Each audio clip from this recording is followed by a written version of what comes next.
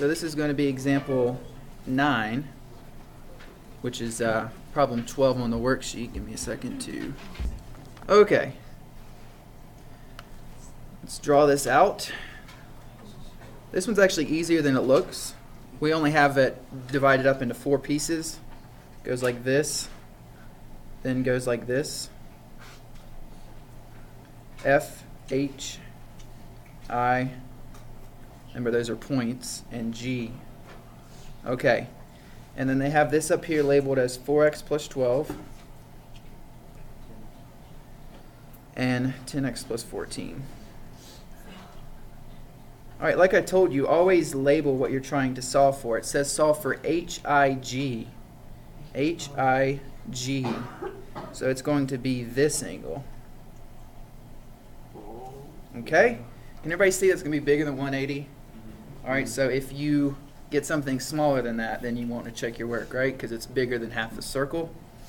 Now, if you read the directions for 6 through 12, it says find the measure of the arc. So for this one, you have to solve for x and then go from there, okay? You can't just solve for x and be done. You have to figure out what that entire angle is. Now, we're going to get started by noting something about vertical angles. So first of all, what do we know about vertical angles?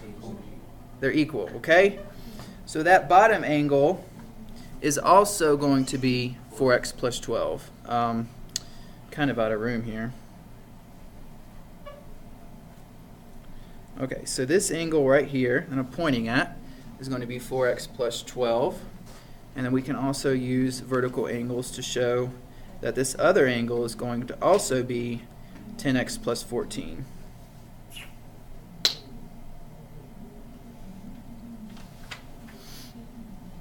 Okay? Now the next part takes a little bit of insight, but can everybody see that this half of the triangle is equal to 180? Okay? This right here. So we're going to take 4x plus 12. Let me show you what I'm talking about so we're clear. If you take 4x plus 12 and you add 10x plus 14, that will equal 180. Okay? So 4x plus 12 plus 10x plus 14 equals 180 because they make up half the circle. So that's the next thing we're going to do.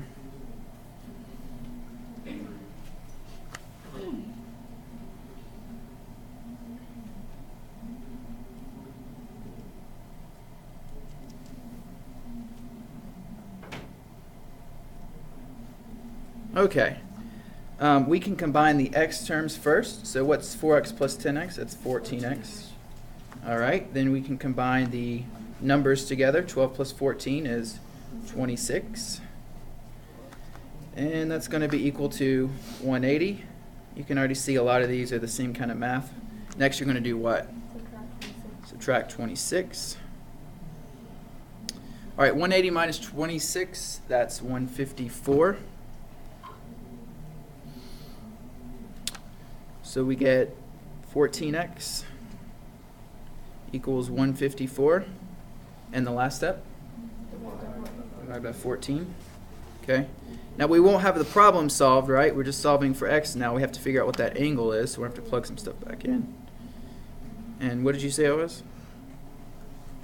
Oh, it'd be 11, right? 140 times 10 is 140. Add one more, and that's 154. So x equals 11. Okay, so that's part of it, right? But if we go back to the diagram, I'll pause that and let you guys get that copied. Okay, so to solve for that small piece,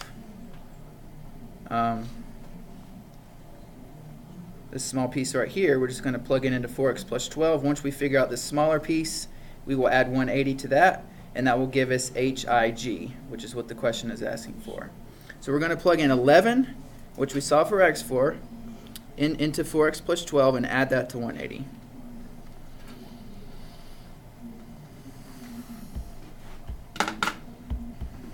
Okay, so 4x plus 12, right, plus 180 is going to be equal to our angle.